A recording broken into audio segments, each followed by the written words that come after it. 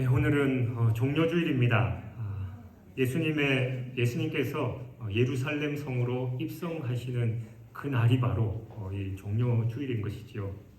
그리고 예루살렘 성의 입성은 이 고난 주간으로 불리는 예수님의 이 공생의 마지막 주간의 이제 첫째 날에 있었던 사건입니다. 예수님은 예루살렘에 공식적으로 입성하시는 것으로서 당신의 이 생애의 마지막 한 주간을 시작하는 것이죠. 그런데 예수님께서는 지금까지는 자신의 소위 이제 정체를 숨기고 계셨어요. 제자들에게도 함부로 말하지 말라라고 그렇게 하셨는데, 이제는 이 자신이 십자가를 지고 난 이후에 이 당신의 몸인 교회를 세워야 되고 또 유지하기 위해서 제자들이 훈련할 수 있는 시간들을 지금까지 확보하셨다면, 이제는 십자가의 길로 가는 이 마지막 주간에는 당당하게 자신의 메시아 되심과 구세주 되심을 드러내는 그런 장면이 바로 오늘 본문입니다. 그래서 이 당신이 성육신하신 메시아이시고 구속주라는 사실을 만천하에 공개적으로 선언하시는 그 사건이다라고 해서 이 구속사 그 자체를 응축적으로 보여주는 큰 사건이 바로 오늘 이 종려주일에 예루살렘 성에 입성하는 그런 장면입니다. 당시 예루살렘은 정치적, 종교적 타락의 온상이었다 해도 과언이 아니었습니다. 정치적으로는 이 로마의 권력과 결탁한 이 사두개파 등이 득세하고 있었고, 종교적으로는 사내들인 공회가 모든 것을 장악하고 있었고, 예루살렘 교회도 바로 거기에 성전도 있었죠. 그러나 이 집단들은 하나같이 다 부패해 있었습니다. 그래서 예수님이 이 고난 주간에 행하셨던 일 중에 대표적인 게 바로 성전 청결 사건이잖아요. 그리고 유대 종교 지도자들에게는 회칠한 무덤이라고 하고 독사의 자식들이라고 예수님께서 그렇게 말씀하신 것도 그들이 종교적으로 너무나도 타락해 있었기 때문입니다. 뿐만 아니라 예루살렘의 정치 종교 지도자들은 예수님을 죽이려고 계속해서 은밀하게 그 일들을 추진해 오고 있는 그런 상황입니다. 그러니까 이 예루살렘 어떻게 보면 기독교의 성지잖아요. 정말 중요한 그 장소가 예수님의 구속 사역, 예수님의 메시아 되시고 우리를 구원하는 그 사역에는 가장 걸림돌이 되는 최악의 장소가 바로 예루살렘이었던 겁니다. 본문 앞에 10절, 11절을 봐도 이 나사로의 부활 사건에 자극받은 이 대제사장과 바리새인들이 예수님을 죽이고자 모의했던 그 장면들이 오늘 본문 바로 앞에 있는 것도 바로 그걸 대변해주고 있는 것이죠. 바로 이와 같은 곳으로 예수님께서 오늘 이 종려주일에 입성하신 겁니다. 이는 이 구속사적으로 볼 때 악의 중심부에 들어가셔서 그것을 정복하는 예수님의 사역을 보여주는 겁니다. 사실 예수님께서 성육신하사 인간의 몸을 입으신 것도 바로 이 때문이죠. 인간의 이 죄악의 이 인간의 몸을 입고 오셔서 죄악이 가득한 이 세상에서 그들을 이제 구원하시기 위해서 예수님께서 친히 오신 겁니다. 죄 한가운데로 주님은 찾아가셔서 그걸 해결하시는 겁니다. 이 사실은 오늘의 우리들에게 시사하는 점이 아주 큽니다. 흔히 성도들은 이 세속의 삶과 악을 무조건 회피해야 될 대상으로 생각하기 쉽잖아요. 그런 데 섞이면 안 돼. 까마귀 노는데 백로가 가면 안 된다라는 그런 생각으로 아예 죄악 근처도 가지 아니려는 것이 우리의 일반적인 모습입니다. 물론 맞는 말이기도 하지요. 우리가 대표적으로 요셉이 죄악의 상황에서는 무조건 도망가는 게 상책이다라고 하는 것처럼 그 죄 안에 있으면 물들 수밖에 없습니다. 그러나 또 어떤 면에서는 그렇지 않습니다. 예수님께서 우리로 하여금 세상의 빛이고 세상의 소금이다라고 말씀하셨습니다. 교회의 빛과 교회의 소금이 아니라 어둠의 세상의 빛이 되어야 하고 또 부패하고 썩어져가는 그 세상의 소금이다라고 말씀하신 거예요. 그러니까 우리는 빛으로 소금으로서 죄악 많은 어둡고 또 부패한 그 세상 속으로 가서 그 역할을 감당해야 하는 게 우리의 사명입니다. 그래서 그 사명을 감당하지 못하면 소금이 맛을 잃어서 밖에 버려져서 사람들에게 밟히는 그런 신세가 되고 만다라는 것이죠. 사탄은 우리가 주눅들고 도망해야 할 대상이 아니라 우리가 대면해서 싸우되 때로는 피를 철철 흘리면서까지 싸워야 할 그런 대상입니다. 모세가 바로의 궁정에 들어간 것, 그리고 요나가 니느웨 성에 가서 하나님의 복음을 선포한 것도 바로 그런 맥락인 거예요. 그래서 우리는 이 어둡고 부패한 세상 속에서 하나님께서 우리에게 주신 그 사명을 잘 감당해야 되는 그런 사람이지, 사명자이지, 세상과 우리는 다르니까 나만 독야청청 이런 삶을 살면 안 된다라는 겁니다.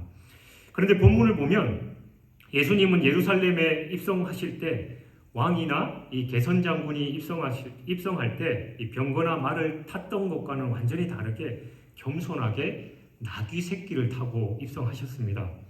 이것은 메시아 예언에 대해서 메시아에 대해서 예언하고 있는 구약 성경 스가랴 9장 9절 말씀을 성취하심으로써 예수님이 이 세상에 군림하기 위해서 오신 것이 아니라 도리어 자신을 대속물로 내어주셔서 인류를 죄에서 구원하시기 위해서 온 구속주이시고 평화의 왕임을 보여주는 데 의미가 있습니다. 그런데 사탄과 이 세상의 권력자들은 정반대의 모습이잖아요. 국민들을 위하고 세상을 위한다 하지만 결국은 자기 이속을 챙기는 게 사탄의 역사이고 또 세상 권력자들의 일반적인 모습입니다. 그러나 예수님은 그들과는 완전히 다르게 겸손하게 자기의 모든 것을 내어주시고 심지어는 생명까지도 내어주시는 그런 참 왕이심을 이 어린 나귀 새끼를 타고 입성하시는 부분에서 자신의 겸손함을 나타내 주시는 것이죠. 그래서 오늘 본문을 통해서 이 세상의 진정한 왕으로 오신 예수님의 모습이 어떤 것인지 우리가 말씀을 통해 함께 은혜를 나누고자 합니다. 12절과 13절은 이 예루살렘으로 승리의 입성을 하시는 예수님을 맞으러 나온 군중들에 대해서 언급하고 있습니다. 군중들은 예수님이 예루살렘에 오신다라는 소식을 듣고 이 종려나무 가지를 들고 몰려나와서 호산나 찬송하리로다 주의 이름으로 오시느니 곧 이스라엘의 왕이여라고 외쳤습니다. 어떻게 보면 참 대단한 모습이고 열광적인 모습입니다. 그러니까 12절을 보면 명절에 큰 무리가 주님을 영접하기 위해서 나왔다라고 기록하고 있는데 여기서 명절이란 이스라엘의 3대 절기 중에 하나인 유월절을 가리킵니다. 그런데 이 기록에 의하면 예수님이 십자가에 달리시던 이때 예루살렘에 모인 유대인들의 수가 약 270만 명 정도가 됐다고 합니다. 저도 예루살렘에 가봤지만 그렇게 큰 지역이 아니거든요. 근데 그 성 주변에 270만 명이 모였다고 한번 생각해 보세요. 우리 진주 인구가 얼마나 되시는지 아시죠? 32만, 3만 요 정도 되는 걸로 알고 있는데 270만 명이면 그죠? 거의 10배는 아니더라도 8, 9배 되는 그 어마어마한 사람들이 그 자리에 모였다라는 겁니다. 따라서 이들 모두가 모든 사람이 예수님을 맞으러 나오지 않았다 할지라도 당신 옷은 엄청난 수의 인파가 모여 있는 겁니다. 그런데 13절을 보면 이처럼 엄청난 수의 사람들이 종려나무 가지를 흔들리면서 호산나 찬송하리로다 이스라엘의 왕이여라고 외쳤다라는 겁니다. 여기서 호산나는 여호와 우리를 구원하소서라는 그런 뜻이죠. 이는 군중들이 일반적으로 예수님을 메시아로 생각했다라는 그런 뜻입니다. 하지만 문제는 그들이 예수님을 자신들을 이 죄에서 구원할 메시아가 아니라 단지 이스라엘을 로마에서 구원할 정치적인 메시아로 생각했다라는 겁니다. 그렇다면 한번 생각해 보십시오. 이렇게 많은 무리들이 예수님을 정치적인 메시아로 생각하면서 이 종려나무 가지를 흔들면서 환호했다라고 했을 때 예수님의 심정이 어땠을까요? 예수님도 아마 당신 인생에서 거의 이제 33년을 사신 그 인생에서 이렇게 많은 인파가 모여서 자신을 열광적으로 환호하는 것이 처음일 텐데 그 심정이 어땠을까라는 겁니다. 중요한 건 예수님은 이러한 그들 앞에서 이 사람들의 환호에 들떠서 이 세상 권력자들처럼 엄청난 세레모니를 하면서 들어가신 게 아니지요. 그리고 걱정하지 마. 너희들의 기대처럼 내가 저 로마의 압제로부터 너희들을 해방해 주겠다라고도 하지 않으셨습니다. 예수님 오히려 반대로 나귀 새끼를 타고 어떻게 보면 참 초라한 모습으로 예루살렘 성으로 입성하셨다라는 겁니다. 그렇지만 반대로 그런 초라한 모습임에도 불구하고 사람들은 환호성을 지르고 있습니다. 이는 아까도 말씀드린 것처럼 스가랴 9장 9절의 말씀을 이루시기 위해서 나귀 새끼를 타신 겁니다. 그리고 끝까지 이러한 겸손한 모습을 잃지 않으시고 묵묵히 세상의 환호성과는 반대로 죽음의 길, 십자가의 길을 통해서 구원을 이루시기 위해서 참 메시아의 길을 혼자서 외롭게 가고 계시는 것이죠. 이것이 예수님의 하나님의 뜻을 온전하게 이루실 수 있었던 비결이었습니다. 여러분, 하나님의 뜻이 아니라 세상 사람들의 환호, 세상 사람들의 그 반응을 보면 곁길로 빠질 수밖에 없습니다.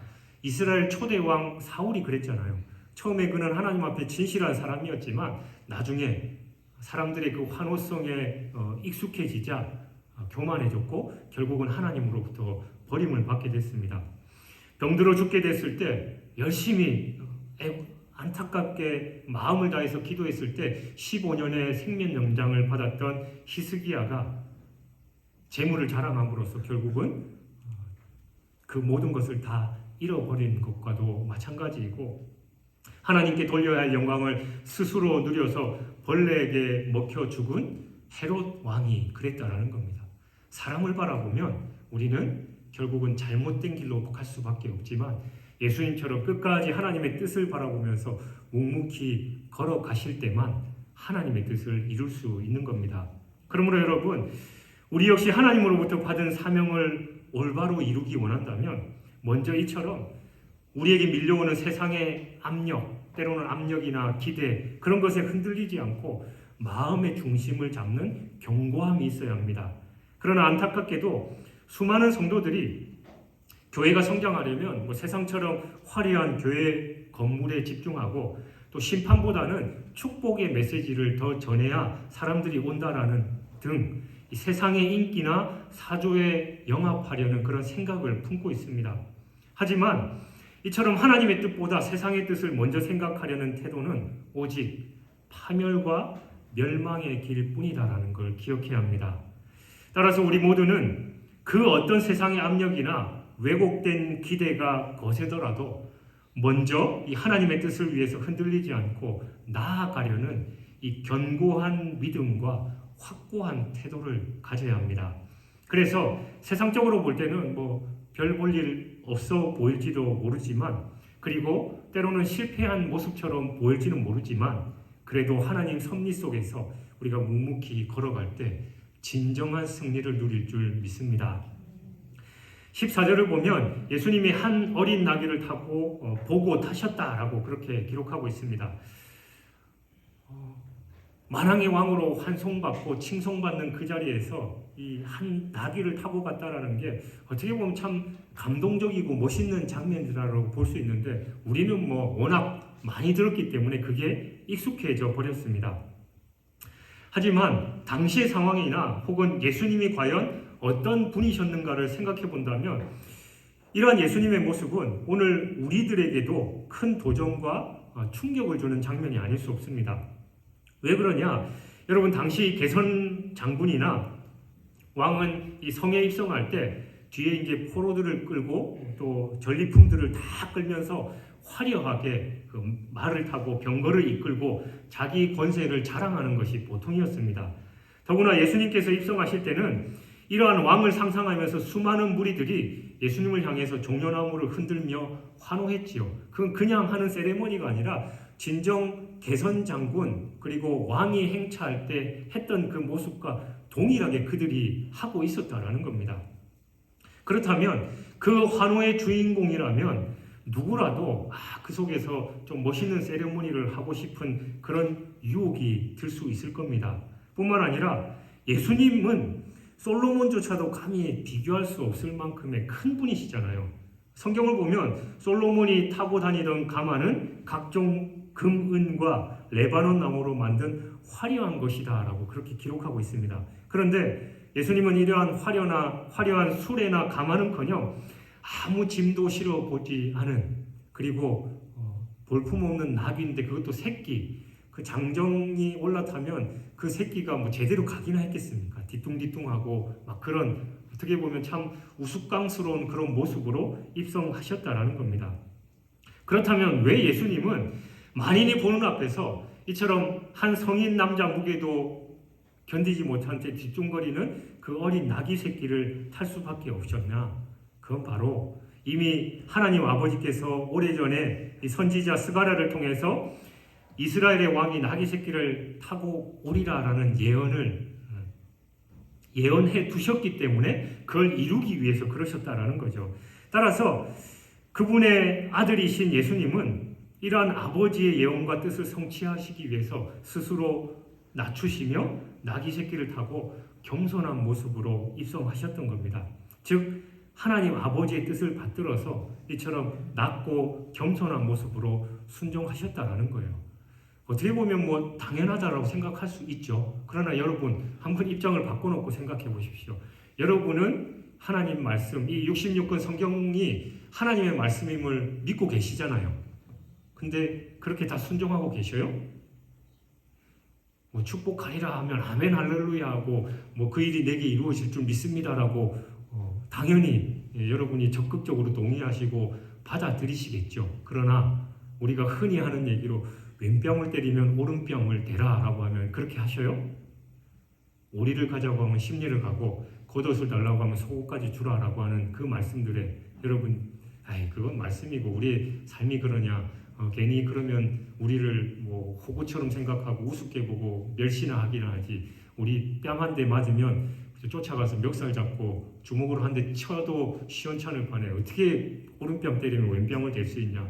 우리는 다들 그렇게 한다라는 겁니다. 그러나 예수님도 얼마든지 멋있게 입성하실 수 있었지만 하나님의 말씀이었기 때문에 그대로 순종하셨다라는 겁니다. 여러분, 우리의 모습은 어떻습니까? 입만 열면 하나님의 뜻에 순종하고 늘 겸손해야 된다라고 표현하지만 우리가 그냥 그런 취급을 당하면 우리는 교회에서조차 흥분하잖아요. 내가 누군 줄 알고 그러느냐라고 자신을 내세우기를 좋아합니다. 나를 인정해 주지 않으면 금방 자존심 상해하고 그렇게 표현하는 게 우리네 일반적인 모습이다라는 겁니다. 예수님은 결코 내가 누군데 감히 그래 라고 하신 분이 아니라 아버지의 뜻대로 어린 나귀를 타고 겸손하게 입성하셨습니다. 그러므로 여러분, 오늘 우리는 이러한 예수님의 모습 앞에서 우리의 교만한 자세를 부끄러운 마음으로 회개해야 됩니다. 교회에서나 또 어떤 상황에서 나를 알아주지 않는다고 내가 흥분하고 또 자존심 상해하는 것이 아니라 더더욱 겸손하게 예수님의 뜻대로, 하나님의 뜻대로 나 자신을 낮출 때 하나님께서 우리를 높여주시는 그 은혜를 누려야 한다는 거죠. 내가 아무리 내가 낸데라고 하더라도 사람들은 그 앞에서는 예라고 인정해 줄 줄 모르지만 뒤에서는 전혀 인정하지 않는다는 걸 우리는 기억해야 합니다. 또 16절을 보면 제자들은 처음에는 스가랴서에 예언된 그 말씀과 예수님께서 나귀를 타고 입성하신 이유를 알지 못하다가 나중에야 그 의미를 깨달았다라고 기록하고 있습니다. 그러니까 그들은 예수님께서 십자가의 고난을 당하시고 부활 승천하신 후에 이 성령을 보내셔서 진리를 깨우쳐 주신 이후에야 이 모든 말씀과 사건에 대한 진정한 의미를 깨달았다라는 말입니다. 그렇다면 우리는 이러한 제자들의 뒤늦은 깨달음에 대해서 어떻게 이해해야 하냐라는 거죠. 제자들 뭐 그냥 3년 동안 그렇게 열심히 따라다녔는데도 그 말씀도 제대로 못 깨달은 그 제자들 참 어리석구나라고 우리가 그렇게만 단순하게 생각하냐라는 겁니다. 오히려 그런 생각이 아니라 3년 동안이나 예수님과 동행하면서 예수님의 말씀을 친히 듣고 또 수많은 이적과 기적들을 봤음에도 불구하고 왜 그들이 그걸 깨닫지 못하느냐라는 데 우리는 집중해야 된다는 겁니다. 핵심은 바로 성령의 조명과 도우심이 있어야만 그걸 깨달을 수 있다라는 겁니다. 그래서 마가 다락방에서 그들이 모여서 열심히 기도할 때 성령이 불같이 임하고 나서야 비로소 그 모든 것을 깨달을 수 있었던 것 같이 우리도 말씀이 무슨 말인지 모르겠고 또 아무리 읽어도 잠만 오고 그럴지라도 성령께서 우리에게 임재하셔서 그걸 깨닫게 하시고 또 생각나게 하실 때 우리가 그 의미를 바로 알 수 있다라는 것이죠. 그래서 우리는 더더욱 성령의 조명과 도우심을 위해서 기도해야 된다는, 조명이라는 자체가 우리 저런 그 등들을 통칭해서 조명이라고 하잖아요. 조명은 그 어두운 데를 밝혀서 비춘다라는 그런 뜻입니다. 그러니까 성령께서도 동일하게 우리가 이 말씀에 대해서 무지하고 제대로 깨닫지 못할 때 조명하셔서 그 말씀을 깨닫게 해주신다라는 거죠. 그게 바로 성령의 역사이고 성령의 역할이다라는 겁니다.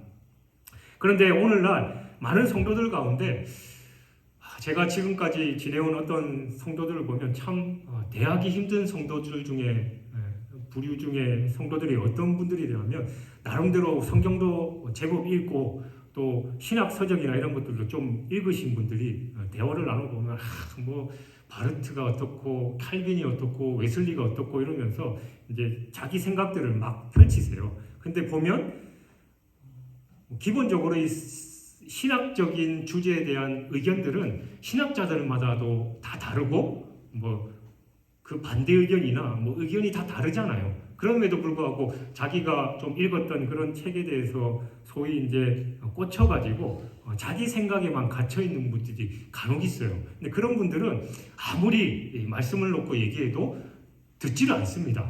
그게 전부인 줄 알고 그런 분들이 참 힘든데, 그러니까 오늘날 우리가 진정 이 말씀 속에서 성령의 조명하심으로 깨닫고 하나님의 뜻에 순종하고 그 말씀대로 살아가는 게 중요한데, 그냥 자기가 책 좀 읽고 공부 좀 했다고 해서 그쪽으로 빠지면 대단히 위험하다라는 겁니다. 그래서 우리는 제자들이 예수님께 직접 저자 직감을 받았잖아요. 말씀을 직접 들었고 또 그 현장에서 기적을 이루시는 그 모든 것을 봤음에도 불구하고 왜 이 말귀를 못 알아듣냐라고 답답해하는 게 아니라, 그런 제자들도 성령의 도우심이 없었을 때는 그 말씀을 제대로 깨닫지 못했는데 하물며 우리는 어떠냐라는 겁니다.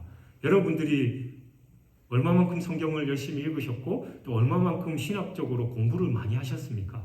뭐 그게 중요하다는 말이 아니라 어쨌든 간에 성령께서 깨닫게 해 주셔야만 우리는 알 수 있다라는 것.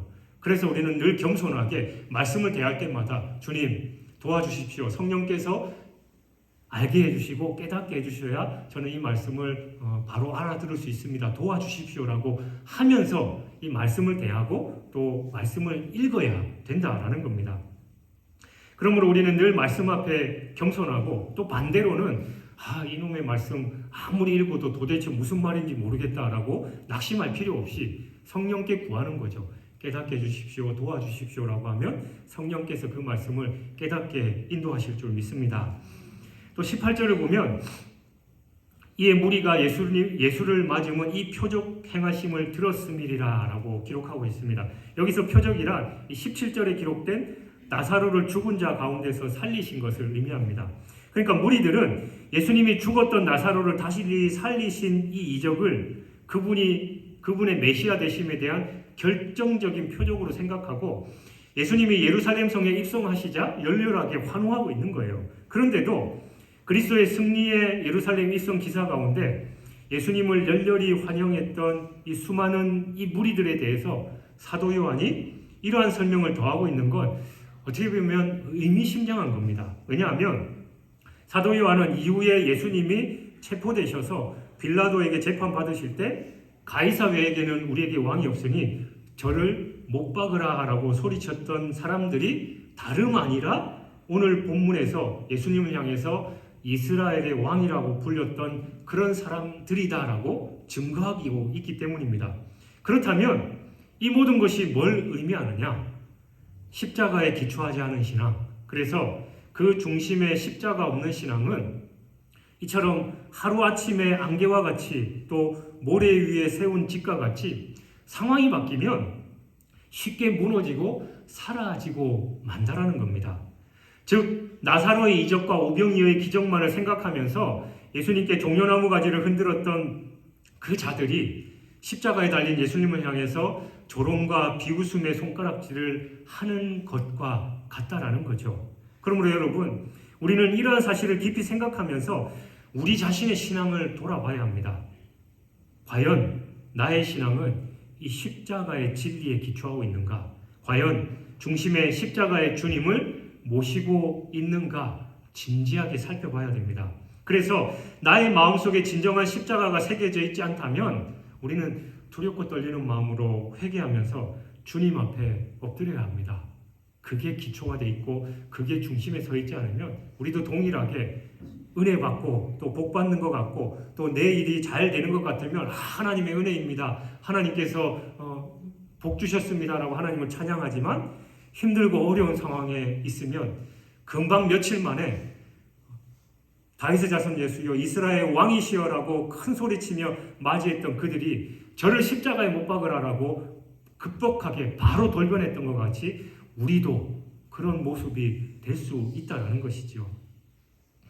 19절에 보면 민심이 대거 예수님께로 쏠리는 것을 보고 바리새인들 사이에서 자조 섞인 탄식이 나옵니다. 보라, 온 세상이 그를 따르는도다.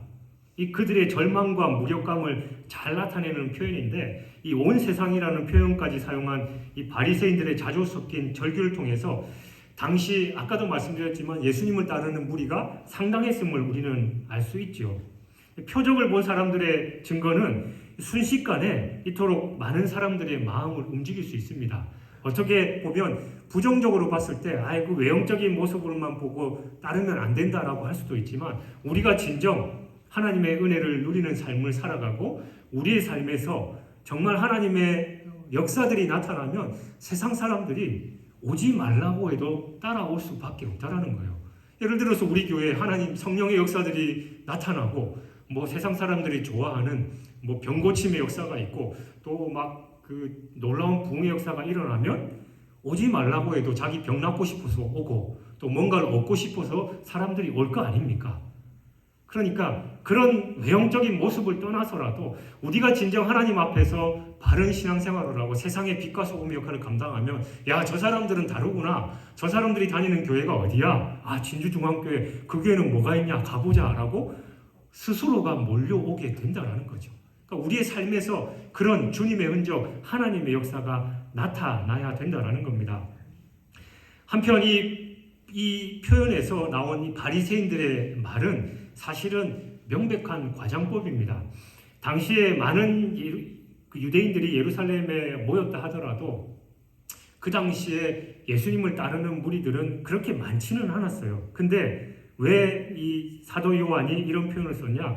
사실은 이 요한이 주로 쓰던 이 과장법으로 표현한 건데 반어적 진리입니다. 이는 요한이 즐겨 사용한 방법이에요. 즉 요한은 예수님을 대적하는 사람이나 잘 알지 못하는 사람들의 그 말을 통해서 진실을 말하게 하거나 장차 이루어질 일을 말하게 한 거예요. 그러니까 이 유대 종교 지도자들이 보면서 온 세상이 그를 따르는도다라는 그 표현이 그 당시에는 맞지 않는 말인 것 같았지만 결국은 나중에 그 말이 이루어지는 거죠. 그러니까 요한이 이 요한복음을 쓴 당시에는 이미 예수님이 십자가 돌아가신 1세기 후반기에 쓰여졌으니까 그 당시에는 이미 복음이 어느 정도 많이 전파되어서 요한의 이 표현, 그러니까 온 세상이 그들을 따르는도다라는 이 유대 종교 지도자들의 표현대로 예수님을 따르는 무리들이 많아졌습니다. 그러니까 그 일이 이루어진 거죠. 또 그때에 비하면 오늘날은 더더욱 이 말이 많이 이루어졌잖아요.